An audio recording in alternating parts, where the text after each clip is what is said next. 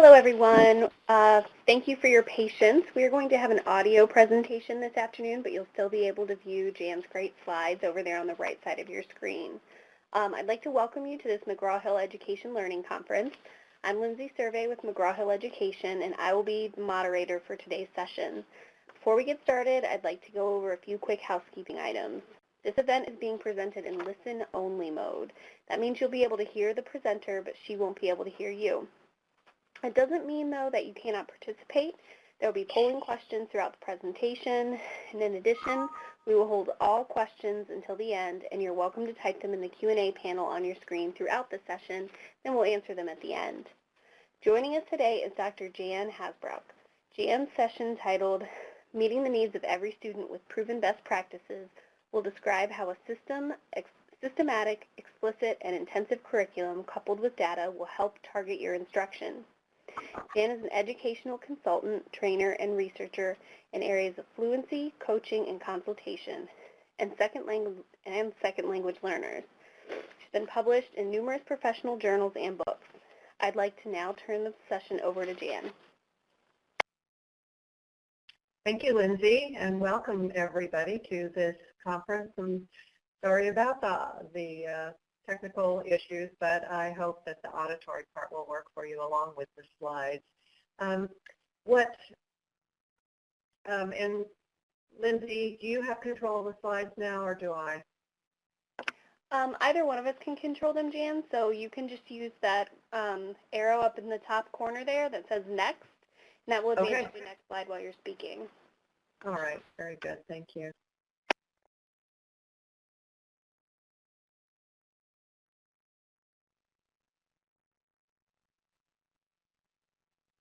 And that seems to be another technical difficulty, so if you could go to the next slide. Sure.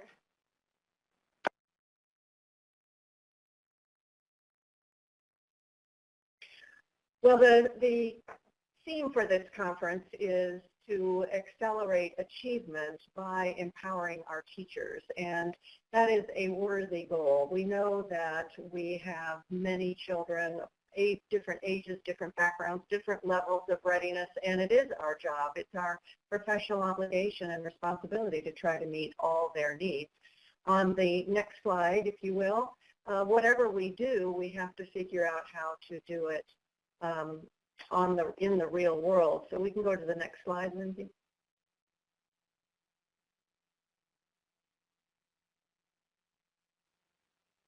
Yeah, working in the real world is often a challenge, and on the next slide,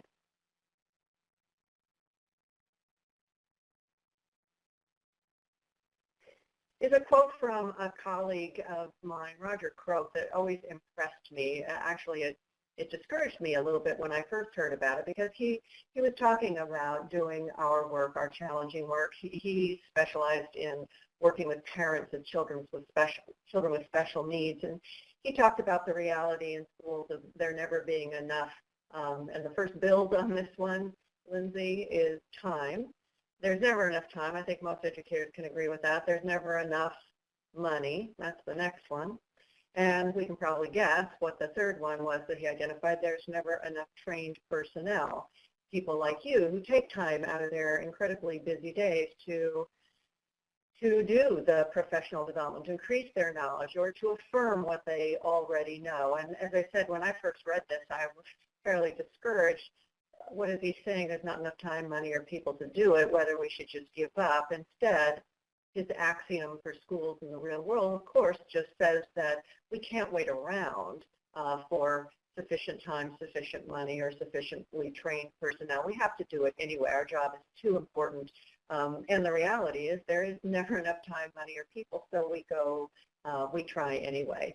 The next slide is really acknowledging that we have increasingly in this world seen daily the changes are in this area, a wider range of students in every single classroom, where we're talking about pre-K, elementary, all the way through high school and college. The next slide is one that I frequently use to demonstrate this. I had the privilege of working in a school in California for several years who were facing a lot of change in the demographics of their community, very large class sizes. These 34 children, I copied down the first names of the children in this first grade classroom, 34 children, but it always epitomizes for me this list of challenges. I mean, there are many first grade teachers, maybe not enough, but there are many teachers who have half this number of students. You could just take one of these columns and that would be a very reasonable first grade class, but this teacher had double that number of children, 34, and you can just glance over the names to see that these children came from many language backgrounds, many cultural backgrounds, and then once you get to know the children in their neighborhood, they also represented the vast range of socioeconomic backgrounds and levels of readiness entering this first grade classroom. This is part of the reality that we have to deal with. But despite that, on our next slide is my sense of where we are based on the research. I am a reading researcher myself. I read the research continuously, looking for the best, newest ideas of proven practice. And from that work, from those reviews, I think we can now safely conclude, based on rigorous scientific evidence, that somewhere in the vicinity of 90 to 95% of all of our students can achieve reading skills, literacy skills at or very close to grade level. And these statistics include students with dyslexia and other learning disabilities. This is both highly encouraging for me and a little bit disheartening statement of fact, because most of the schools, certainly that I work with, are not anywhere near 90 to 95% success. And yet the science says, despite demographic issues, despite poverty, despite challenges, there are schools that have achieved this. And we, of course, we want to know how this is done. So the next slide takes us to that, helps us begin to answer that question. We can move to the next slide, please.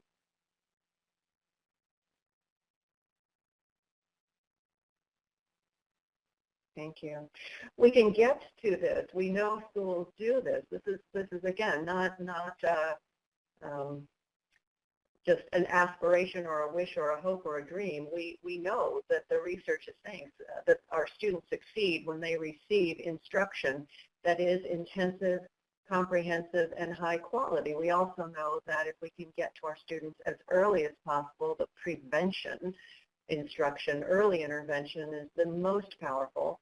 And this has to be provided by teachers. The focus of this event, the focus of this symposium, empowering our teachers so that they can accelerate achievement. When teachers are well informed and well supported and use instruction, the most powerful instruction, systematic, explicit, intensive, and well designed to bring all the pieces together in reading, we know we can achieve these incredible results.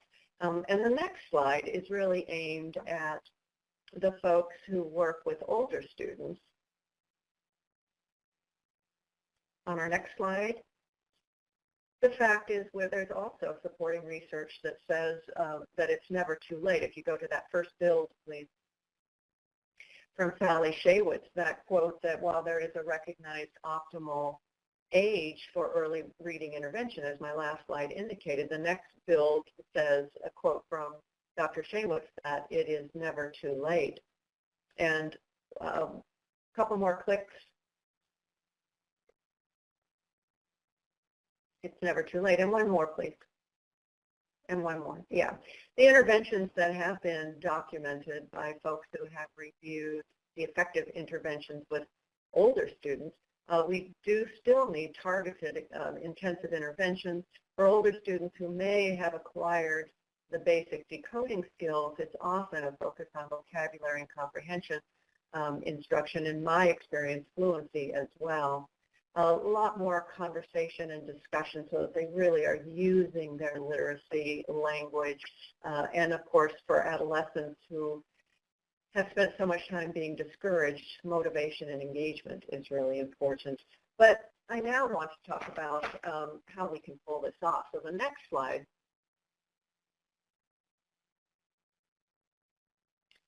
is you're going to see this icon a few more times in our talk today because she represents the skeptical professional educator who's been around for a while, has seen fads come and go, and is wondering now that I've said 90 to 95% of children can be taught to read at grade level. She's asking the very realistic question, is this even possible in the real world? I want to show you on the next slide, actually the next few slides, a real world example.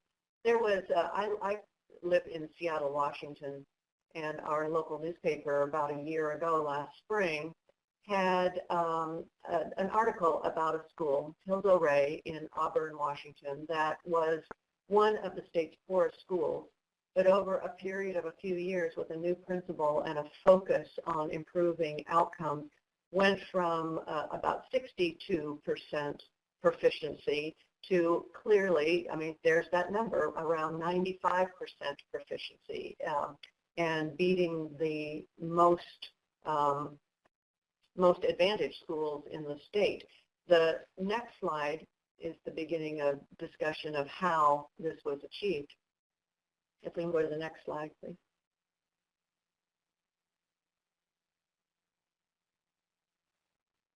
So Hillo Ray in Auburn, Washington, this documentation happened in the spring of 2013. You can see this may or may not represent schools that you work with, but about 530 students, close to 90% poverty, about 40% EL students, and majority minority, with Latino being the biggest group, but also other groups mixed in there. So that's who these kids were. The next slide talks about how they got there. They had a new principal. So you can just click on 3 clicks there. There was a new principal who came. She was a former reading coach. She focused in first on the reporter of this article used the word behavior. I would say when I read it more closely that what they focused in on was classroom organization and management. Once they got that in place, the focus was reading and then math. The next build there says the principal was charming, but described as charming but unrelenting by her staff members, and a lot of collaboration. There was joint planning of lessons, looking over student work. Students were assessed frequently, and those results were then used to adjust the instruction. The how continues on the next slide. There was definitely, I think there's one more how, yeah.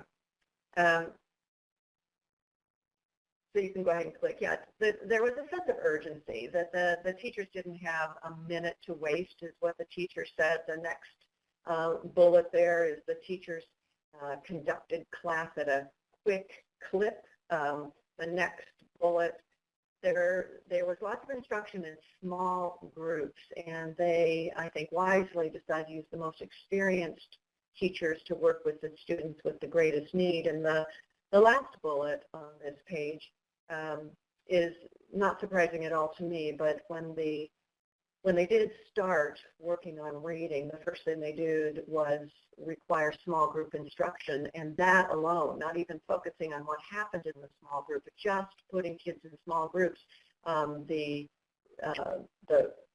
scores jumped up from 50%, which is where they were, about 50% proficiency, up into the 80s, and they took that then up into the mid-90s, now almost 95% success.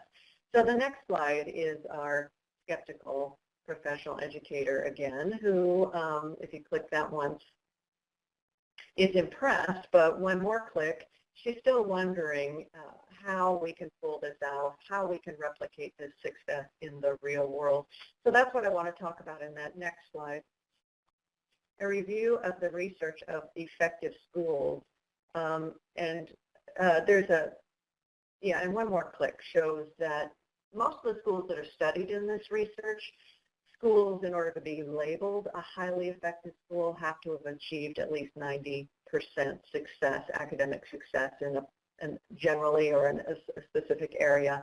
And the next click shows a profile of these schools. Certainly there are schools that look like this that are highly effective but have very few challenges.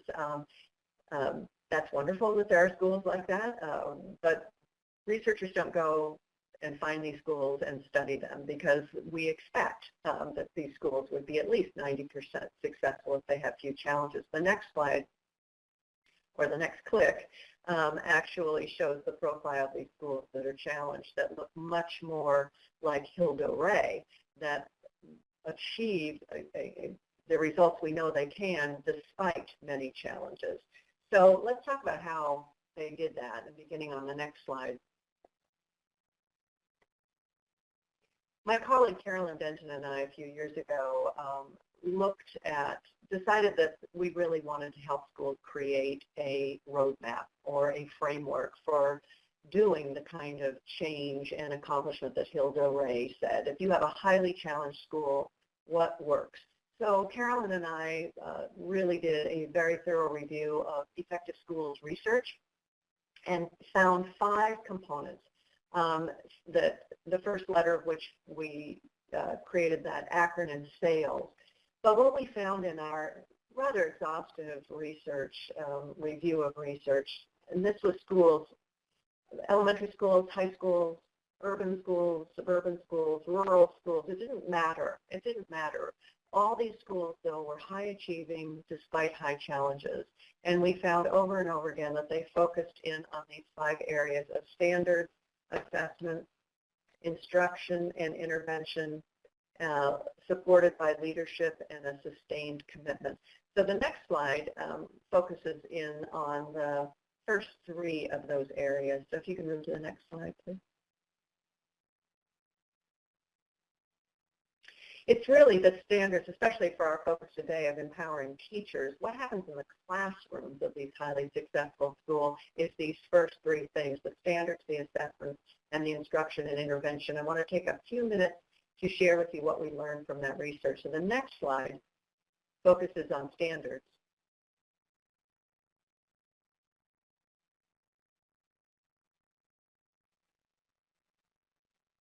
What we found from our review of research was that these schools did a couple of things with the standards. I mean, all schools now are paying attention to the standards, but they really understood the standards. And they had identified, because again, these are highly challenged schools, they zeroed in on some key standards and key benchmarks, because they acknowledged they probably weren't going to have, as Cross would say, the time, money, or people to pull it all off. So they focused in on most important standards and benchmarks.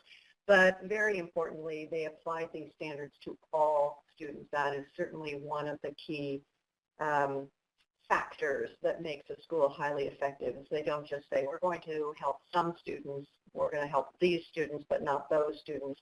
The focus is on all students. In terms of the assessments, on the next slide,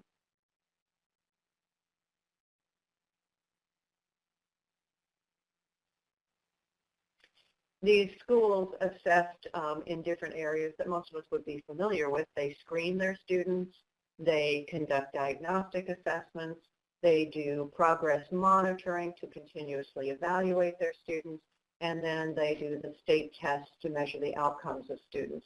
But the next slide helps us focus in what makes these schools different, because all schools these days are screening, diagnosing, progress monitoring their students. But these schools, when we looked at what made them different, what set them apart, is that they seem to understand this key notion of assessments, and that is that all assessments are conducted to answer a question. So they didn't just lockstep go through, let's do benchmark screening because everybody does it, let's do diagnosis because everybody does it. They started with the fact that there are important questions that need to be answered effectively and efficiently. So the next slide talked about the questions that are associated with each one of those assessment pieces. You can go to the next slide, please.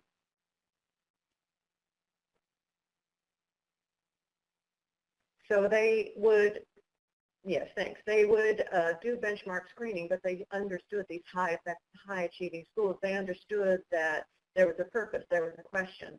Benchmark screening helps us answer the questions of which students might need some extra help. So that's the next build on that one.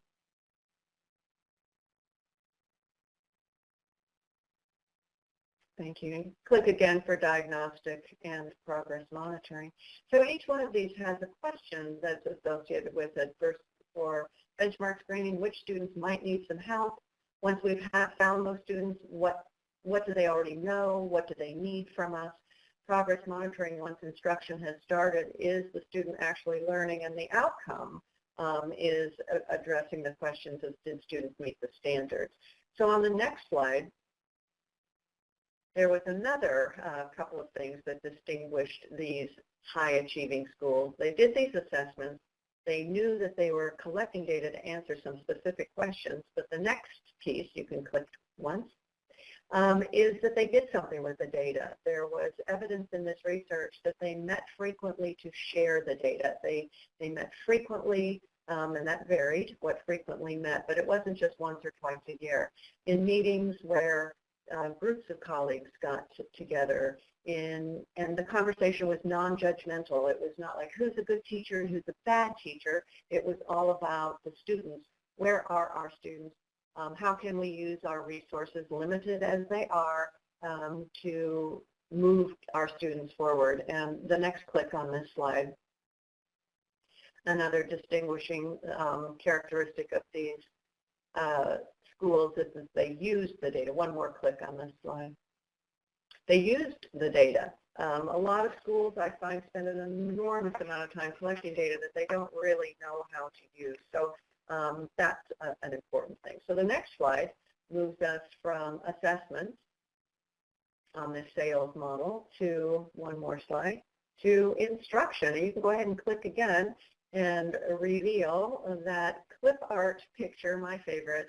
I use this piece of clip art to represent a teacher. And we're talking about instruction and intervention. We're talking not just about haphazard instruction, we're talking about powerful instruction.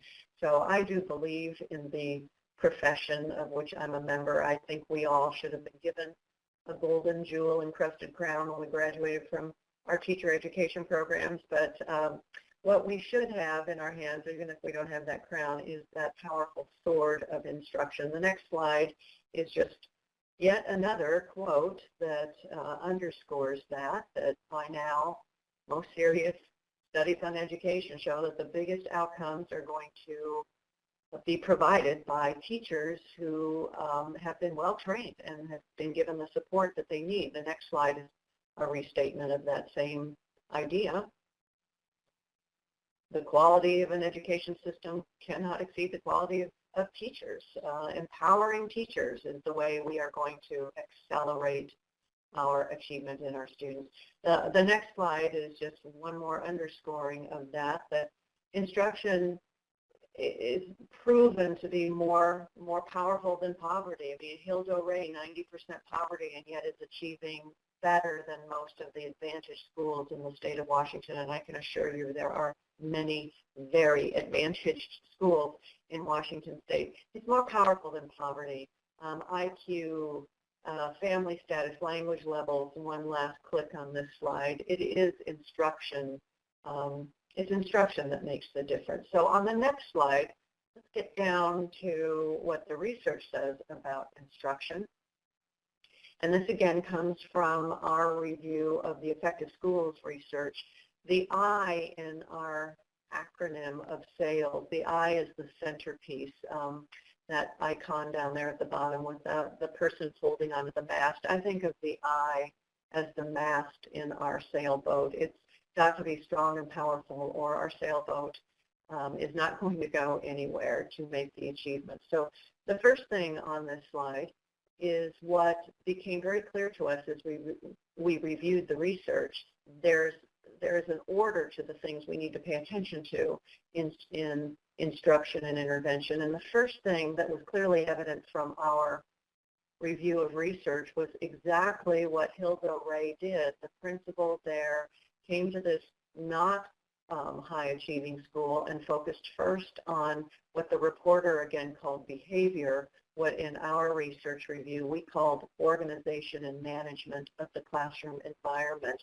I definitely believe that too many schools are putting resources in areas other than this. They're doing professional development in all kinds of areas, but forgetting that when those teachers return to a classroom that is not well organized and well managed, they can't carry out what they want to. So that's really number one. But clearly, I just want to be sure to say that we're not talking about a classroom where the seats are necessarily all in rows and the children are sitting there silently with their hands on the desk and their feet on the floor, not talking or engaging. We're talking about a classroom that does support and allow small group instruction, where the children are allowed and encouraged and supported to do a lot of collaboration and collegial support and work and peer interaction. So it's a very different classroom than we might traditionally think of, but that is what's number one in effectiveness. The second thing on this list, so one more click, is that we found the next most important thing is to make sure that teachers know how to plan the lessons and interventions to meet the needs of all students, and that planning is based on the first two components of this model. They use the standards and they use the assessment data to plan the lessons and then make sure that they differentially meet the needs of every one of the students in their classrooms. And the third thing on this list is where we put a lot of time and attention, is delivering the instruction. And delivering instruction involves two things: strategies and materials. And one more click, because I want to spend the remainder of our time talking about those two things. So one more click on this slide, please.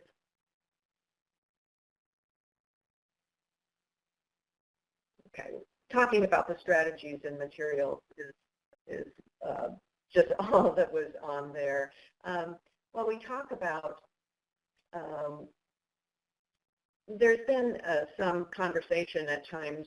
This symposium today is sponsored by one of the publishers that I work with, proudly work with McGraw-Hill Education, and their job is to create tools, materials for our students, and that's an important thing. And it's interesting to many people that materials is the last thing on my list, but I didn't just make that list up out of thin air. That came from research, and what that implies is that materials is important. It made the list. There are essentially only three things on that classroom: an organized classroom, a teacher's planning, and then delivering instruction. So materials is on that list.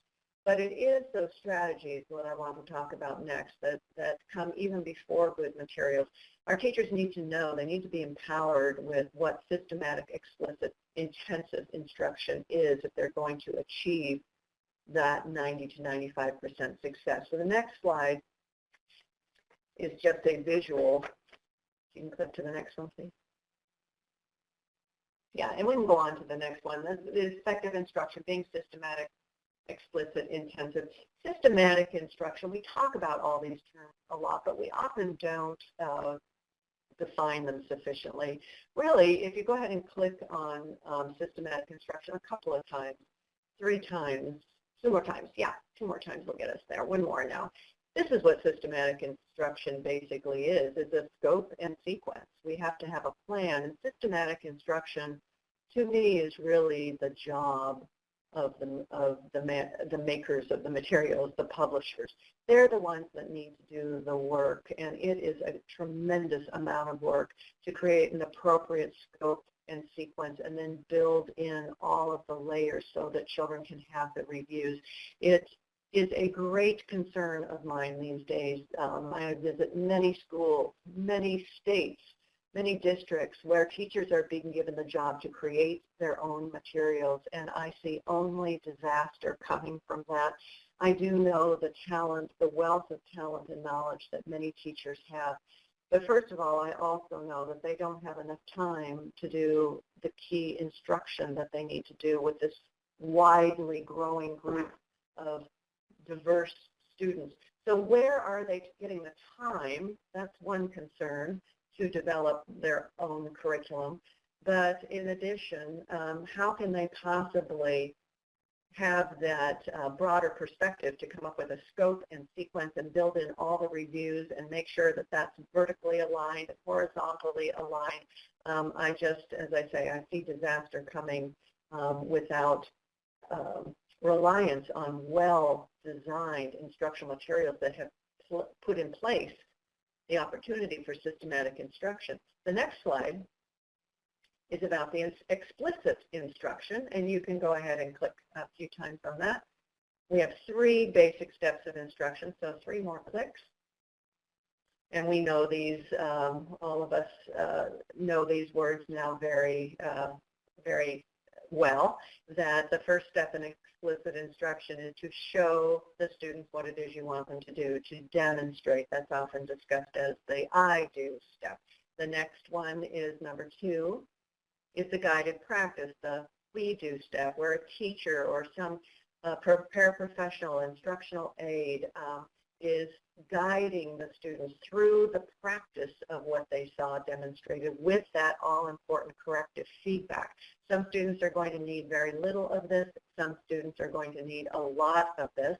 And once we feel they have received sufficient guided practice to learn the skill, then number 3, the last on this slide, is the independent practice. Give them some time to try it on their own and see if they have mastered it sufficiently so we can build and go on to the next skill. On the next slide is an acknowledgement that explicit instruction has actually changed a little bit from the I do, we do, you do. So you can go ahead and click again. Now we might be thinking about 4 steps to instruction. So why don't you click 3 more times? We're still keeping the I do, the we do, and the you do, but there's been a lot of discussion, and those of you who have working with states that have adopted the Common Core standards, you're very aware of the requirement that our students learn how to engage collaboratively, to do collaborative practice and collaborative engagement. So the 3rd and last step, well, it's not the last step, but the last click on this slide, an added step. So teachers continue to do I do, continue to do guided practice, we do, but allowing the students, once they've learned a skill, to practice it together as peers, as collaborators, and then ultimately the independent practice. So let's go to the next slide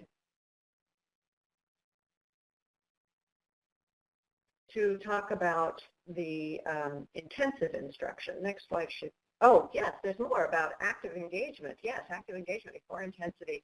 What we want to see in a classroom that's using this high-powered instruction is minimum teacher talk. Go ahead to that click again. The students are doing more, and there's 3 more clicks. In terms of reading, we want to see them oral reading most of the time so we can actually hear them and give them feedback, make sure they're engaged. We want students writing, encoding, spelling, writing. Again, in this collaborative era we're working in, we want them to be talking and discussing and sharing and commenting. We want a lot more of that in our classrooms these days, and doing that in a well-organized and well-managed classroom. The next slide, I had jumped ahead in my notes a little bit. The next slide is about intensive instruction. And when you do 3 clicks on this slide, go ahead and do that. There's that sense of urgency, just like we saw documented in Hillo Ray. These kids are behind. We need to catch them up. We need to be sure that they are accelerating their achievement. There has to be a sense of urgency, not frantic. I heard a woman at a conference a few years ago admonishing teachers to teach as if your hair is on fire, and that made me cringe. That sounds like panic to me. I don't want any panic in our classrooms. I want a sense of focused, purposeful urgency. I do, though, and this comes from our research, our review of research in the sales model. One of the things we saw documented in every single school was this sense of relentlessness is the term we use. No excuses. You hear that term all the time from the administrators, from the teachers. Yes, we've got a lot of challenges at this school. Yes, there's a lot of poverty. Yes, there's a lot of diversity. Yes, all our children don't speak English as well as they'd like to. Oh, yes, we'd love a lot more parental involvement. But those are challenges, not excuses. The other sense of intensive instruction is that third bullet, focused instruction. We don't have time, money, or people to fool around. We do need to use data to focus our instruction so that we can meet the key standards. Key skills are taught and linking them to the standards so that we move all of our students forward. So the next slide.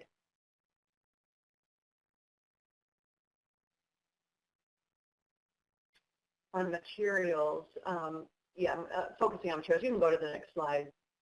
That's where the list of concerns we have about materials. They are important. Materials are important, but I can't emphasize that enough. When some of my publisher colleagues have watched me do this presentation or talk about the sales model and have voiced some concern that materials are the last thing on that list. And I say, but let's pay attention to the fact that they're there. There are really only 3 things on that list. So we do need materials. We need high quality materials that have these characteristics. They're age appropriate.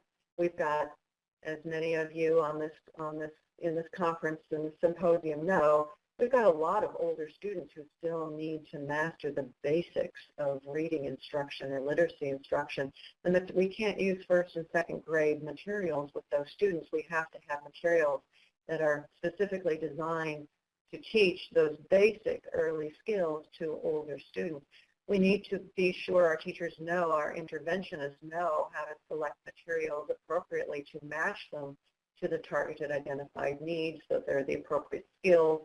Of course, we want them to have some evidence of effectiveness. Again, my cringing about teachers creating their own materials and not having the time to pilot test them and to revise them as all good materials are done.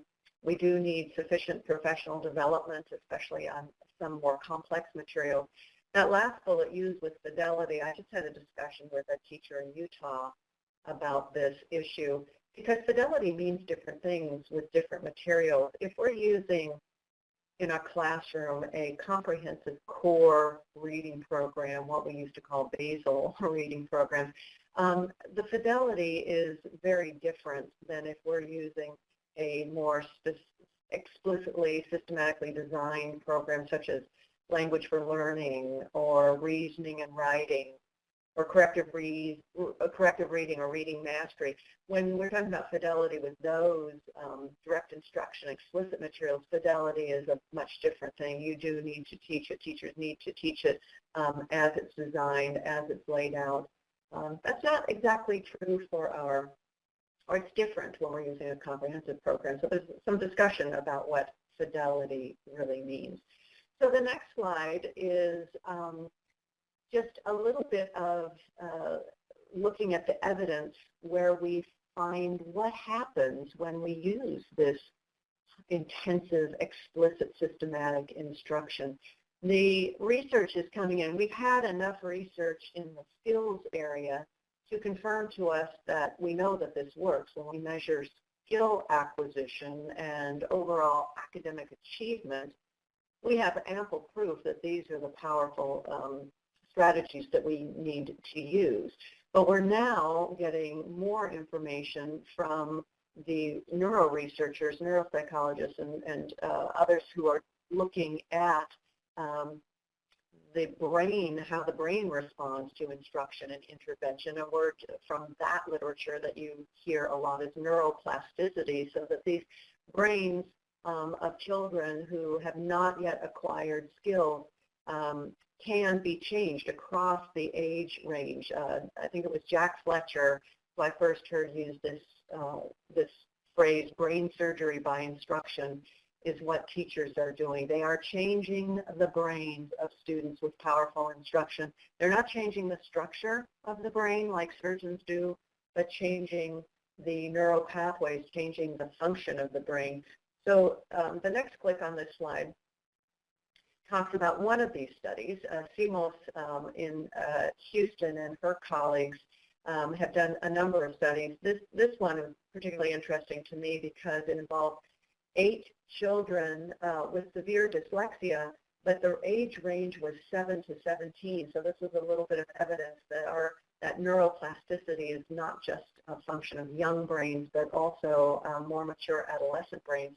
In this case, they did a very intensive phonologically based intervention in a clinical setting. This is not what you could do in a school, but in a clinical setting, 2 hours a day. And the next click shows that the students made significant improvement in their decoding skills. So what they did is they gave the students a standard reading test at the beginning of this study, and 8 weeks later gave them the assessment again and found that indeed their reading skills improved as measured on a reading skills test.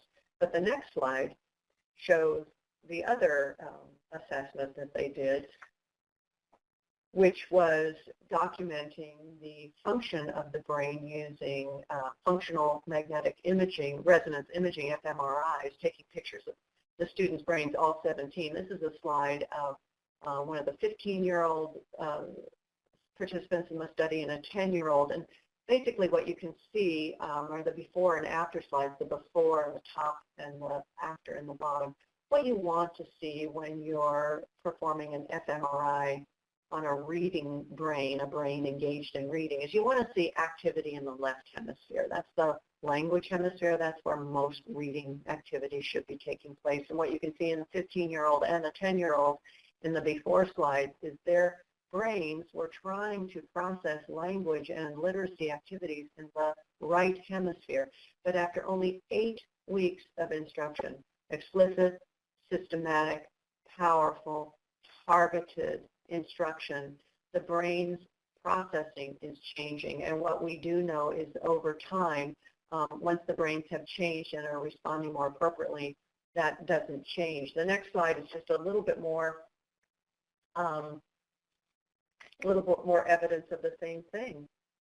This is a different study. Now this one was done by some colleagues of mine in a field study, not a clinical study. So they worked with some severely disadvantaged, high poverty children in an inner city setting, and they were able to, this study is still continuing, it's a longitudinal study, but they were able to have access to fMRI imaging data for all of these students. So these teachers, the teachers they worked with, were trained to use systematic explicit instruction in their classrooms.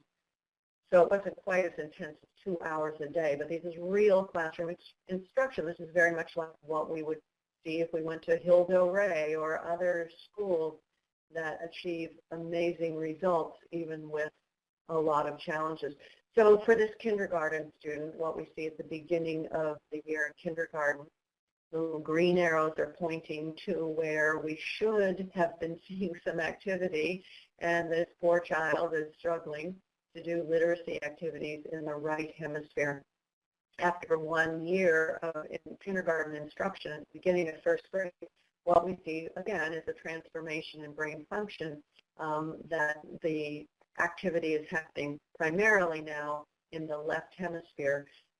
What we would see in a more typically developing student is that activity would have been there in kindergarten, and by first grade, those areas would be getting a little smaller because the brain would already be learning to do literacy activities more efficiently. So instruction pays off in many ways. And the next slide actually talks about that a little bit more. That when folks review the research, and this review is Snowburns and Griffin, who did the review for the National Reading Council way back now in 1998, but the research continues to confirm this, that when we look at what works for children, that there's really little evidence that our children who do struggle, who are experiencing difficulties, even those students, as I mentioned, with learning disabilities or dyslexia, there's just very little evidence that they need to be taught differently. They don't need radically different sorts of supports, but they do need, or it says here, they may need, and in my experience, most of them certainly need much more intensive support. They need small group instruction. They need instruction that is systematic and explicit and active engagement and intensive. So it's not that they need that the structure of I do, we do, you do changes for our more able students or our more ready students. It's that level of intensity, which is the structure of the material, the focus of the materials, the amount of time that a teacher can spend on the guided practice step, the we do step. So some of our students need a lot more time with that area of instruction. The next slide is a summary of about that same time period. Sharon Vaughn, Russell Thurston, David Chard, colleagues of mine who went and looked at research that did in fact prove that these instructional strategies, the systematic, explicit, intensive instruction work with all students, but they found a surprising outcome. A couple of times in this article they said, we were not looking for this, but we kept finding it, that when those kind of powerful instructional strategies are used in a classroom, is that, yes, in fact, they do enhance the learning outcomes of students with learning disabilities. That was the focus of their research. But in fact, it also results in improved outcomes for all students. So this is kind of the reverse of that previous slide that said kids don't really need different things, just some are going to need more intensive kind of instruction, more intensive support. But these folks, Vaughn and colleagues, said that when you do give more intensive support across the board, yes, in fact, the more challenged students with learning disabilities improve, but the outcomes for all students are improved. I think that's a pretty powerful statement of the effect of these strategies. They're not just ones we pull out to use in special ed, but when in schools like Hillo Ray, in schools that like Hillo Ray all over this country that are highly challenged and believe the fact that 90 or more % of their children can achieve at grade level, that's the time to use these kind of instructions. So the next slide is a reminder of where we started, where I started this conversation about helping all of our students, all the students with their diversity and their socioeconomic status, their diversity in language backgrounds, their diversity in levels of readiness, their diversity in what's going on in their home life.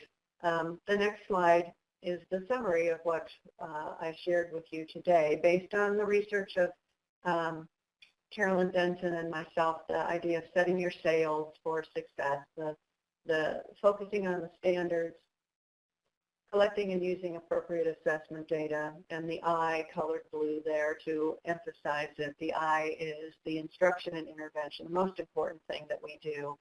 If we base that instruction and intervention on the standards and the assessment data and do those three things that our research identified, use that data to organize and manage your classroom, plan good instruction, and deliver it using the most powerful strategies and materials, we can achieve great success with all of our students. So that's my presentation. I do want to thank you for your attention and interest in this important topic that we're talking about today. We have a lot of work to do to accelerate our students' achievement by empowering our students. I hope that some of what I've shared with you today has been helpful in that regard.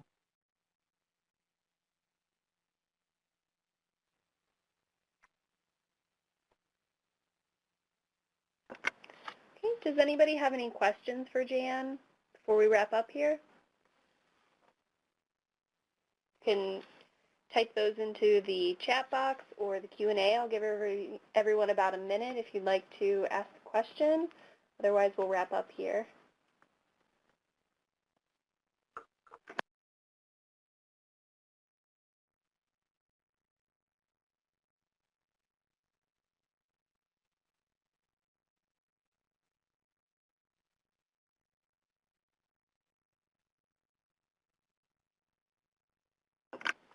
Okay, I don't have any questions, so at this time I'd like to thank everyone for attending the event today.